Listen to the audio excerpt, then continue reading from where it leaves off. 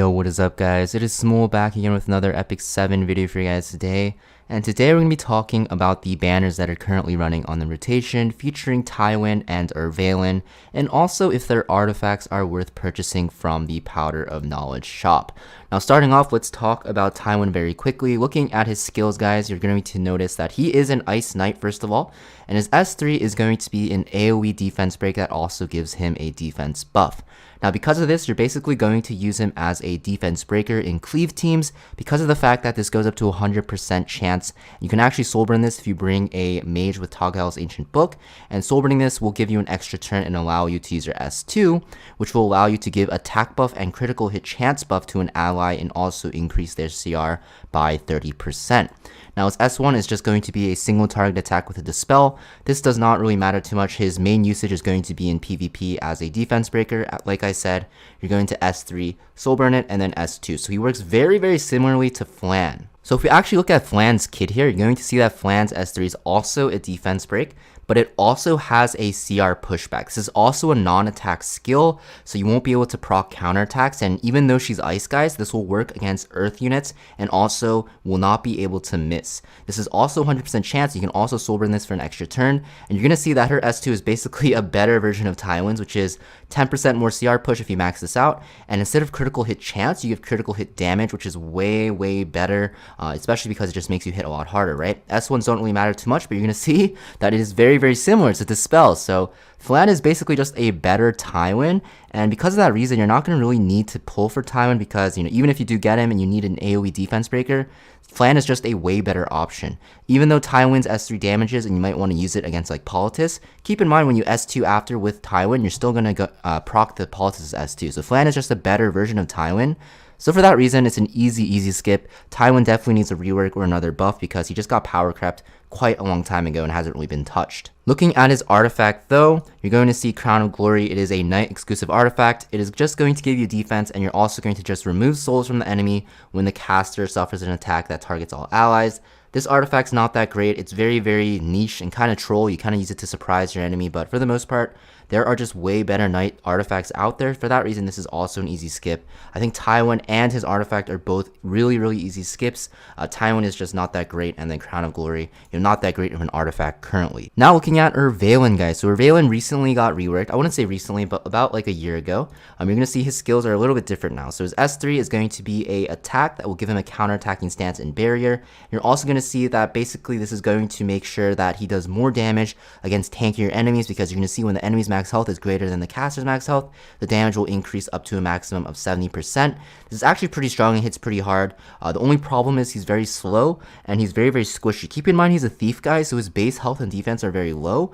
So this, although it makes it seem like he'll be very tanky and bruiser-like, if he was a warrior, he would be way better in my opinion.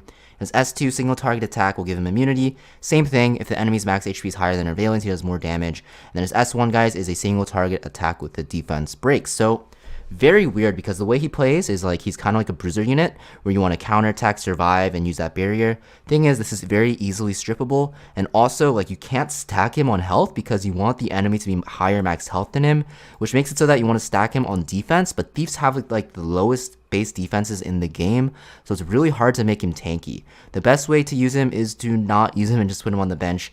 You can use him in PvE as a Banshee one-shotter, but he's not that great anymore, and in PvP you're not going to really use him that much anyways because of the reasons I mentioned. For that reason, guys, just long story short, skip him. He needs another rework. I don't know why Smilegate isn't buffing him. He needs like a complete overhaul, I think. What they should actually do is kind of change how he scales with his max HP and enemy's max HP difference. I think they should just remove that and just give him like HP scaling or something, because he's just really squishy for the most part and very easy to counter. Now his artifact, guys. So this artifact, extremely good. So this works like an evasion artifact. As you can see, 20% evasion on any thief if you put this on them. You're also going to see after you successfully evade, you have a chance to counterattack. Now you might be wondering, why is this so good? You know, like Moonlight Dreamblade, if we look at it, it's kind of the same. It gives you evasion, but instead of just a counterattack, it gives you an attack buff, right? That might be very good as well. Might not be that much of a difference, right? If you look at this, it's just same evasion, but you get attack buff for one turn. Thing is, Double-Edged Crescent is extremely powerful on units that already have built-in attack buffs, such as like Remnant Violet. It's very good on them as well because it will also stack their focus. So especially for Remnant Violet, this is extremely powerful. If you guys have Remnant Violet, this is very good. This is also very good on Arbiter Villagers because, like I said, Arbiter Villagers used to run Moonlight Dreamblade a lot and used to run one counter set. Now you can do that still, but instead of Moonlight Dreamblade, you run him on Double-Edged Decrescent, and he has an even higher chance to counterattack because it stacks, and you can also CR push back the enemy, so very good to use on him. So Remnant Violet and Arbiter Villager, if you have those units, this is best in slot for them in my opinion. There's also a lot of other thieves out there that can use this. I want to evade. For the most part, you don't want to use this on Violet though. Keep in mind, don't get baited if you have a green Violet to buy this because of the fact that Violet will always counter if he evades anyways, so don't buy it on him, right? Don't put it on him. It makes no sense. It doesn't make him counterattack twice or anything.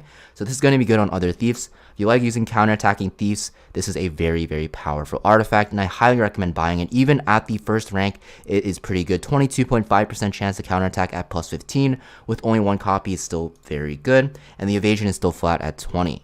So that being said, pretty much everything is a skip here besides the Double-Edged Decrescent. Like I said, if you have those units and you like using them, this is a very good buy. That being said, that's pretty much it for this video though, guys. Didn't want to drag it on too long because not much to say about these banners. Pretty easy to skip. It's kind of like a save your bookmarks banner or banners, I'd say, because of the fact that these units aren't that great. Only thing you have to think about is that Double-Edged Decrescent. That being said, guys, thanks for watching, and I will see you guys next video. Peace.